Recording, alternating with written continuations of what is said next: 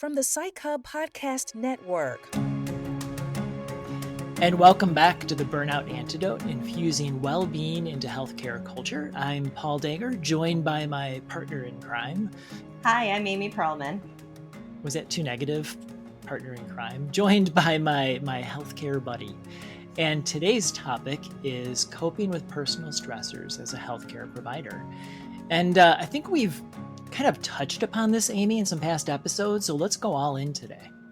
Great. I thought it would be helpful for us to start out talking about well-being and what that means or what that looks like. So, of course, we took a look at some research and really thinking about how we wanted to define well-being for today as an overall sense of satisfaction and balance in one's life. So the word balance keeps coming around, doesn't it? I've had the same thought, Paul. And I found it really interesting to think about the importance in having time for things outside of work. So what this study said around importance was having time for interests outside of medicine was 46%, family, 48%, having time for themselves or ourselves, 24%, and maintaining a healthy and active lifestyle, 20%. One of the things that stood out for me is this understanding of we are human beings, not just healthcare professionals, and really thinking about those components that start adding up to being a human being instead of just a job or a career. Yeah, and we've used this metaphor before that I have all the way back in grad school of the two circles. There's me as a person and me as a healthcare professional. And some overlap is I think part of being balanced, but 100% overlap is sort of danger zone. And that's what I hear this describing is these percentages of other interest outside work to me are keeping some separation or some areas that don't overlap. So another study, a couple more studies, is doctors that prioritize their professional careers at the expense of their personal lives tend to have more likelihood of burnout and moral distress. And physicians who spend less than 20% of their time at work on activities that are not personally meaningful, 3 times more likely to report burnout. So, I mean, this is real as far as when we start to forget ourselves lost within the role, that can be that can create some problems and challenges. When I was going through the interview process for a job a while ago, one of the interviewee who ended up being my supervisor, I did get the job, spoiler alert. But the big question that he asked during the interview was, what do you like to do at work? And that ties in with this component of spending your time at work on activities that you find personally meaningful. We spend enough time at work that we want to feel like what we do adds value. Yeah. And he asked both, what do you like to do at work? What are you most proud of? And what do you not like to do? I have then pulled those questions into my own interviewing style because we make quite an investment in terms of that pie chart. And now I'm not talking about overlapping circles, but more talking about this pie chart of what percentage. We can switch up our circles here. Yeah, I'm thinking blueberry, but go ahead. What fruit or what part of that pie chart, that big part of the pie chart, is how much time we spend at work. And you want to make sure that it's a flavor you like. So there's maybe the blueberry metaphor for you. Nice. You got it all going there. Okay, I know we have some stories, but I just have one more thought to sneak in here. And recently, with the help of my sister, who is a writer, I was, blowing the dust off my resume and making it look pretty and all. And I usually don't put interest, and she really encouraged me to put interest at the bottom because it's like, well, it's for work. She's like, no, you show you're a full human being. So I've got some biases here that I need to work on. So Amy, help me out today to break through that bias I have about keeping these things completely separate. I'll do my best. I'll tell you that one of the resumes that stood out for me when I was interviewing maybe 15 or 20 years ago even was someone who said they did roller derby as an interest on their resume, and that person got an interview. I would spend the whole interview talking about right? that. It's easily distracted, but also memorable. Okay. All right. I think we need to roll tape here because we've got some really good stories we need to make time for. Sounds good.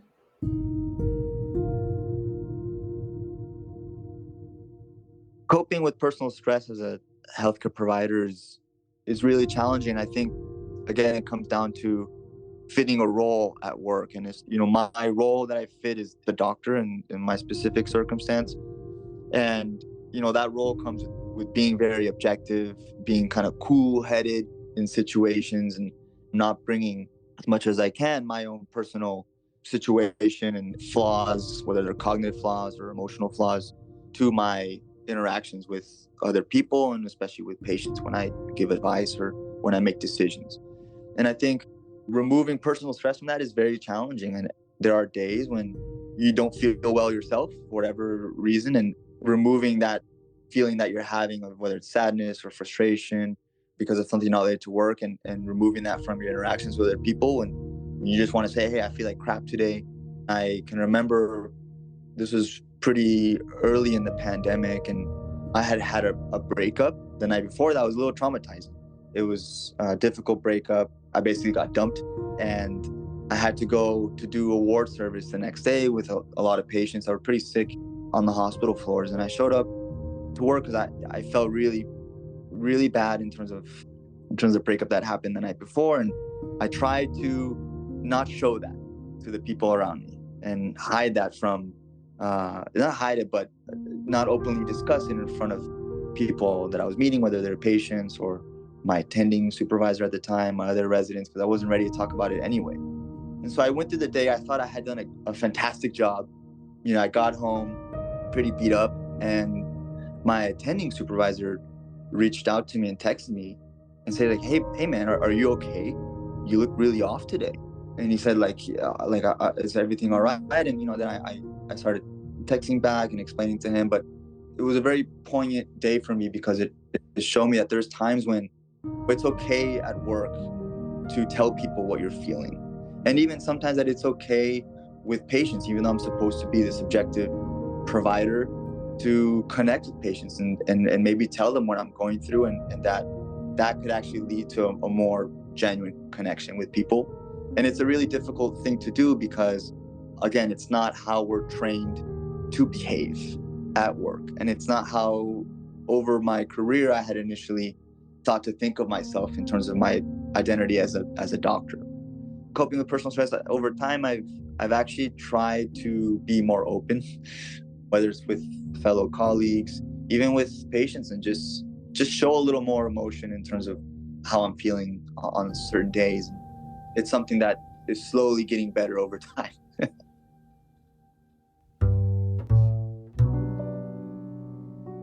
I'm a critical care physician, which means throughout my career, I've spent a lot of time in intensive care units taking care of critically ill patients.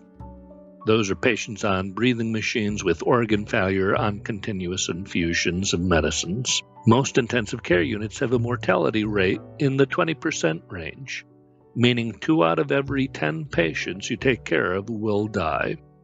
Those deaths are often expected, but sometimes not. Every critical care physician has to come to terms with that and figure out how they're going to cope with that amount of death. A long time ago, one of my mentors explained the difference between empathy and sympathy. Empathy being that you understand how someone else feels. Sympathy means you're sharing those feelings with them. You're going through that experience with them. And I was told the key to surviving was to have an unending supply of empathy, but to limit the sympathy. Going through that grieving process with every family member of a dying patient would just be too much to handle. And in general, this works for me.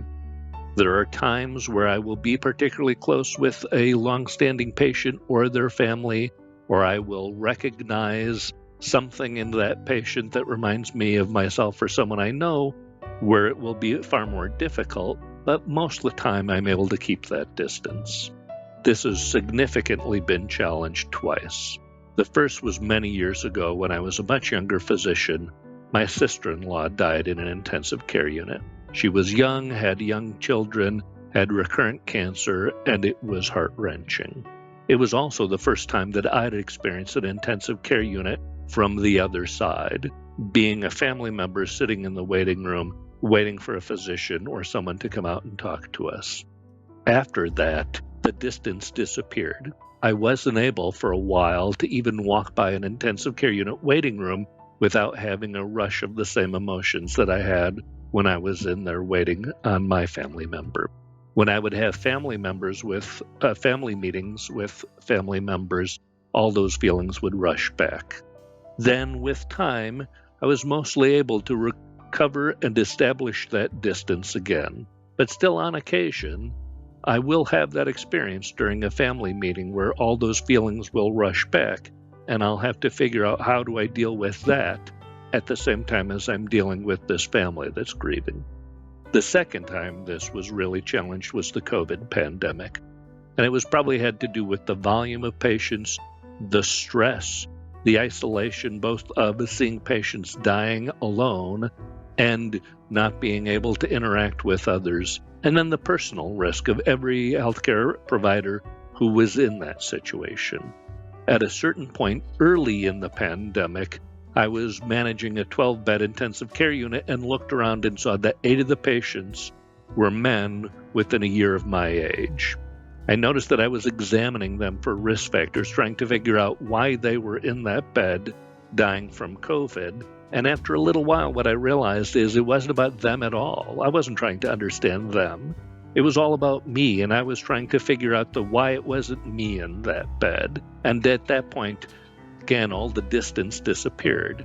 What I realized is there was no difference between me and those people, and it could be me there tomorrow.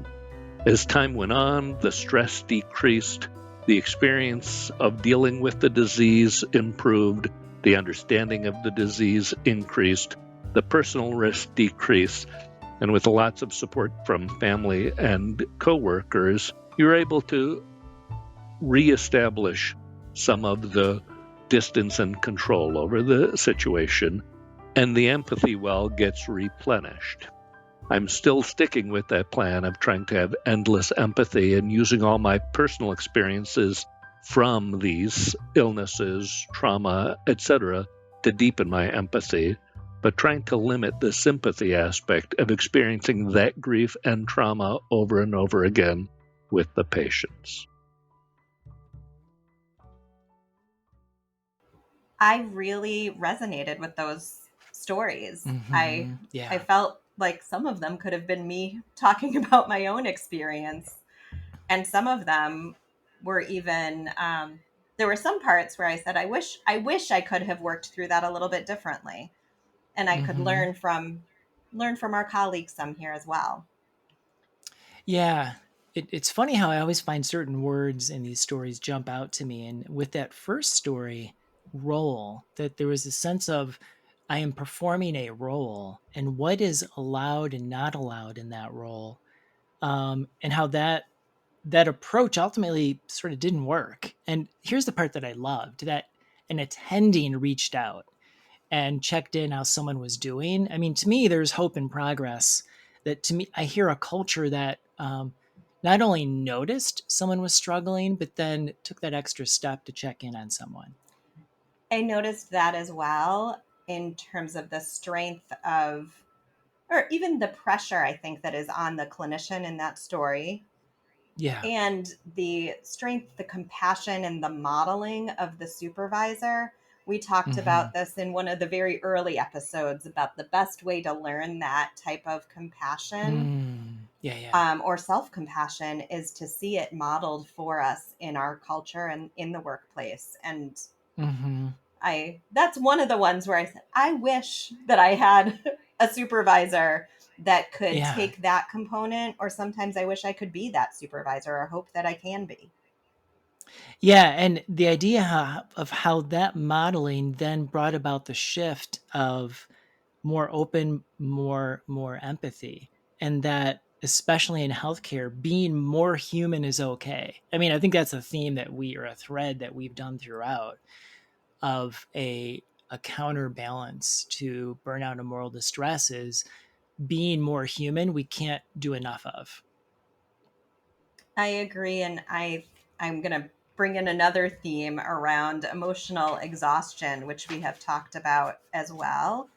Mm-hmm. Thinking about there are days where we have more to give or Mm-hmm. Mm-hmm. more that we can do than there are others, and that's part of being a Yeah. human too.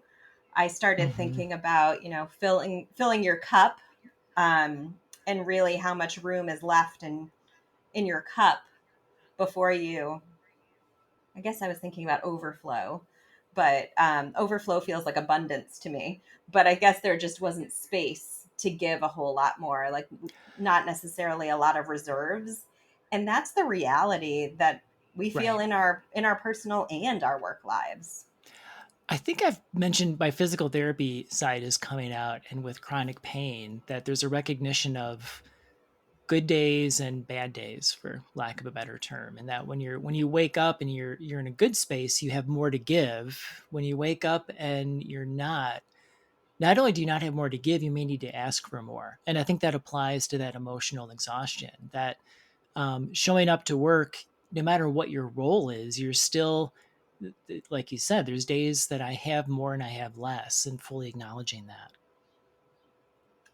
I agree. And working in a culture where it is okay. Mm-hmm. Yeah. Yeah. The second story I found to be really a fascinating variation on this theme.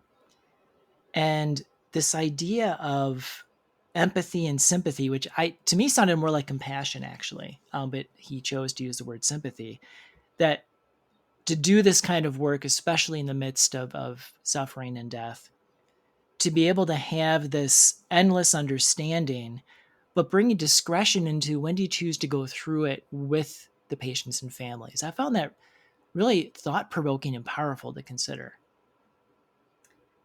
I agree. I think there's a self-protective component, and Mm-hmm.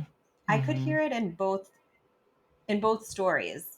And the first story that we listened to, where it talked about this is who I am as a doctor, I Mm-hmm. almost pictured this putting on the white coat, or depending on Mm. what environments we are in, putting on your scrubs or sitting in your Yeah. therapist chair, or whatever it is, of walking into that role, as you mentioned that word before, Yeah. and seeing that almost as a sense of self-protection in a way.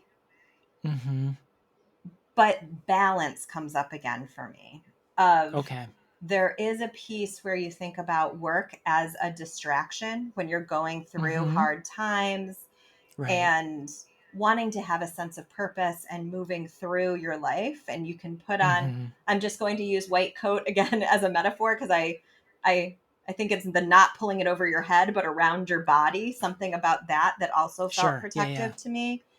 And putting on that white coat and separating the personal and the professional, but then Mm-hmm. also maybe leaving it unbuttoned, to continue the metaphor, Nice. where you could be more human and Accessible. accessible. I Yeah. love that word. Yeah. I think there is running with this theme of role. For me, it comes down to who is this role in service of. There was a wonderful story on Radiolab. If I may mention another podcast, it's my all time favorite. And I remember one of the hosts, I can't remember his name now. His father was a doctor, and he spent a day and he had a closet of these crisp white coats. He put it on in service of caring that people felt a confidence in him. But what I hear you say sometimes is we put on our role in a protective manner, and Mhm. there may be times that I need protection. I mean, I get that. But then there's also times where it becomes a habit and I'm not bringing discretion to it anymore.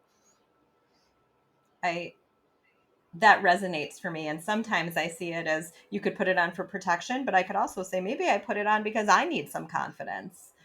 I need a reminder that I have had this education, that I have done this before, that I was hired for a reason. You know, it brings to mind very early in my career as a physical therapist.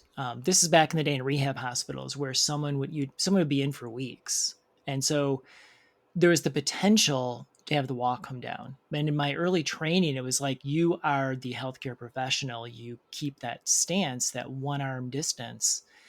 This was a gentleman with ALS, and knowing how much of a struggle and a challenge and the outcome of that, I spent a month and I didn't realize he got through. I let my guard down, and I found out a few months later of his death. And I remember I can still picture it. I mean, I was in my early 20s. I'm in the PT gym and my knees just about gave out and I had to leave the gym. And it was this first time that I allowed the professional and the personal to be that much in contact. And the problem was it snuck up on me. And many decades later, hopefully wiser, I've recognized keeping an awareness there so I can make choices actively about when and how those worlds touch. That is a gift, Paul. Oh, thank you. And it feels like a gift to me in the ability to connect with patients as part of our common humanity. And also our ability to see these relationships as different than we may see friendships, thinking about things in the best interest of the patient, but also what we all have to learn from the people that we serve. And I've thought about this a lot in my career, where there may be, especially with longer lengths of stay or even longer episodes of treatment, where you see your patients more consistently than sometimes your colleagues, True. or even sometimes more frequently than my extended family. I'll put it that way. Really building these relationships and knowing there were things that I have learned and lost, and having another way to not avoid. The lesson to be learned here is not don't connect with people, but the awareness of connecting, which I think is a gift. And the other part that I see as a gift is not being afraid of that risk of being human. Well, what I hear in that is, I think so often in this healthcare role, we approach it as transactional or doing, and bringing balance, bring that B word back again, in the relational aspect of it, and learning to that it is relational as much as transactional. I agree. Hey, I've got an idea. When I was preparing for today of what can we offer folks, some ideas popped in my head. So I want to throw them out there, and then let's play with them. Great. As far as what can be a practice for this week. And this idea of a personal mission statement, which is a looking at your whole self. And so this is just not your work self. What do I value? What do I need? And who do I need in my life to be a whole functioning human? And this is going to be kind of a crazy idea. I think I have CEs on the brain, continuing ed. And this idea of, and then from that, what are my CEs for my personal life? Maybe I need to go take a yoga class, or maybe I need to, do more hiking, or that CEs, like, where in my life do I need to increase my skillfulness based upon what I identify in this mission statement.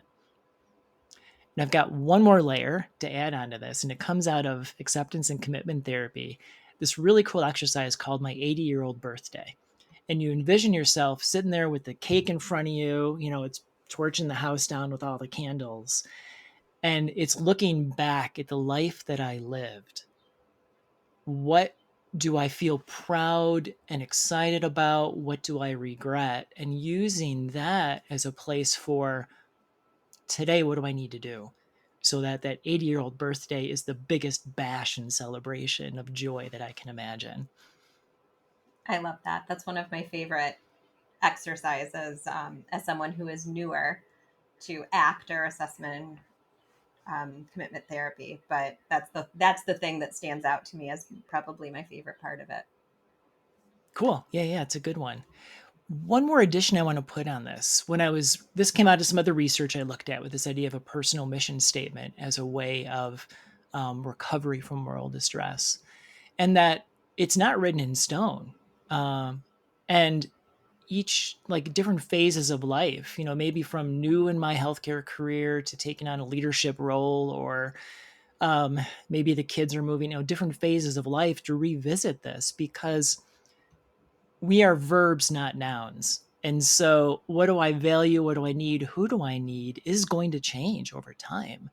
And giving yourself permission to revisit this and continue to be good to yourself, and what do you need as your life continues. And for those of us who are visionary and concrete, I think this can be a starting point to think about the more concrete pieces that build up to having that life that's closer to your personal mission statement. So some of the research that I read really spoke about concrete things you may look for from your employer to support your personal Nice. life. Yeah. And I think that could tie into this exercise as well, in terms of, I spend a ton of time trying to figure out childcare, for example. I would love to have a workplace that has childcare as a benefit. Or maybe it's even when your child is sick, you want to be able to flex your hours. Or I'm blanking on a lot of creative solutions here. But what I read was all of these kind of concrete benefit offerings that we could be creative or thoughtful in terms of what would allow you to have the right balance that supports your personal mission statement.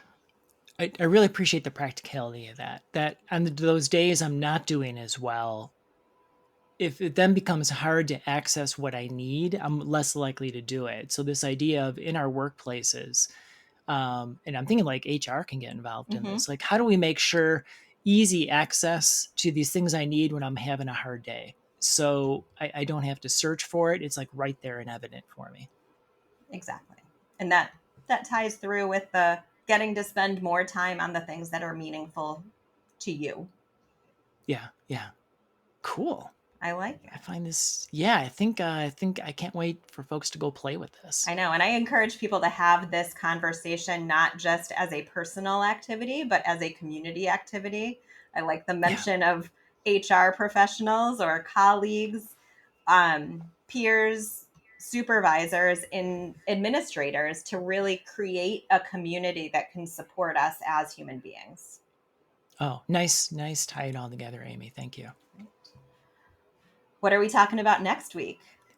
Oh, I get to be the one this time. Okay. I just wanted to mix it up. Luckily, I have it in the notes. Ooh, boy, I feel like this is going to be, it sounds a little heavy, but I think it's meaningful. Moral distress prevention and mitigation. So, we've walked quite the journey here, and I feel like we're ready to have this conversation now, directly speaking about moral distress, prevention and mitigation. So let's check that out next week. Feels hopeful. Yeah. See you next week. I think that's it. Thanks. See you, Amy. Bye. Bye, everyone.